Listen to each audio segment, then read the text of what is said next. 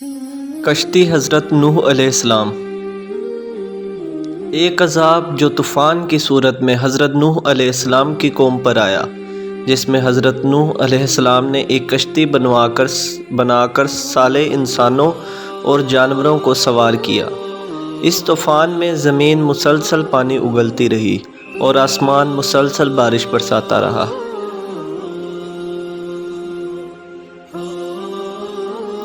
روایات اور سائنسی شواہد کی روح سے یہ طوفان بنیادی طور پر عراق کے علاقے مابین النہرین میں آیا تھا۔ اس کا ذکر تورات، انجیل اور قرآن مجید تینوں میں آیا ہے۔ کشتی نوح علیہ السلام، جس میں حضرت نوح علیہ السلام نے اپنے خاندان سمیت طوفان سے پناہ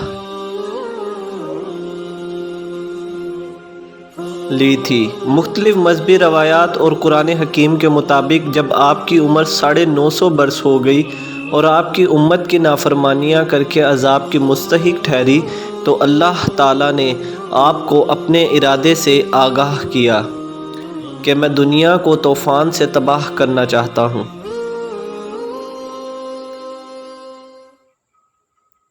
اور انہیں یہ حکم دیا کہ اپنے خاندان اور مویشیوں کو بچانے کی خاطر ایک کشتی تعمیر کر لیں۔ اس پر آبادی سے بہت دور آپ تشریف لے گئے، تختے اور میخیں فراہم کی اور کشتی بنانے لگے۔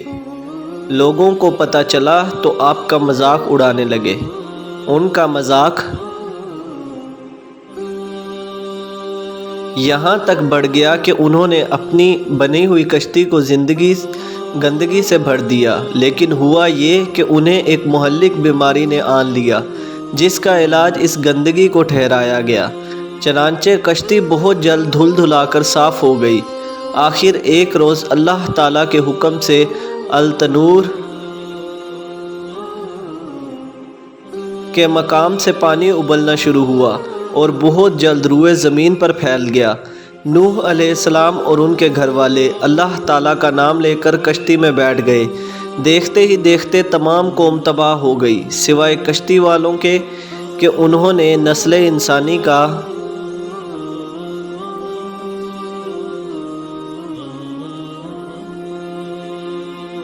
دوبارہ آغاز کرنا تھا۔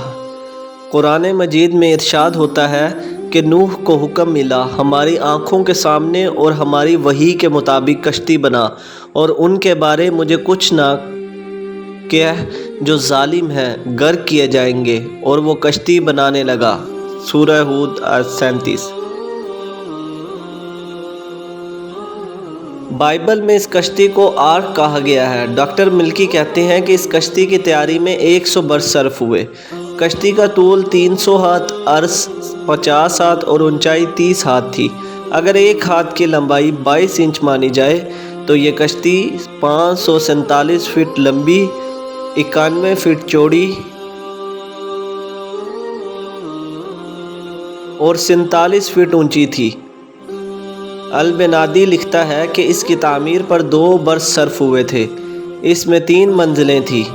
اس میں نوح، ان کی بیوی اور 3 بہویں اور بیٹوں کے علاوہ مختلف اقسام کے پرندے اور حیوانات بھی جمع کیے گئے تھے۔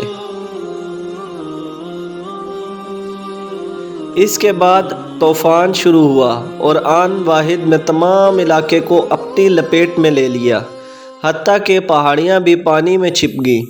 یہ طوفان 40 دن تک برابر جاری رہا۔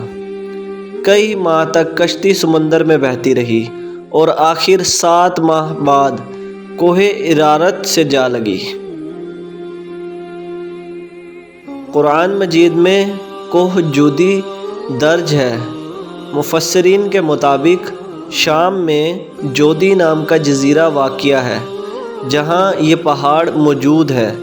اکثر علماء نے کوہ جودی کو ہی ارارات کہا ہے۔ آج بھی لوگ کوشش کر رہے ہیں کہ کسی طرح کوہ ارارات پر چڑھ کر کشتی نوح علیہ السلام کا پتہ چلایا جائے۔ 1829 میں جرمنی کے پروفیسر نے سب سے پہلے ارارات پر چڑھ کر دیکھا تو چوٹی کو گول چبوترے کی مانند پایا جو ٹھوس داغی برف سے دبا ہوا تھا۔ ایک ہواباز کا کہنا ہے کہ اس برف کے نیچے بہت دور ایک سیاہ دبا دکھائی دیا ہے اور شاید اس میں آرک ہے۔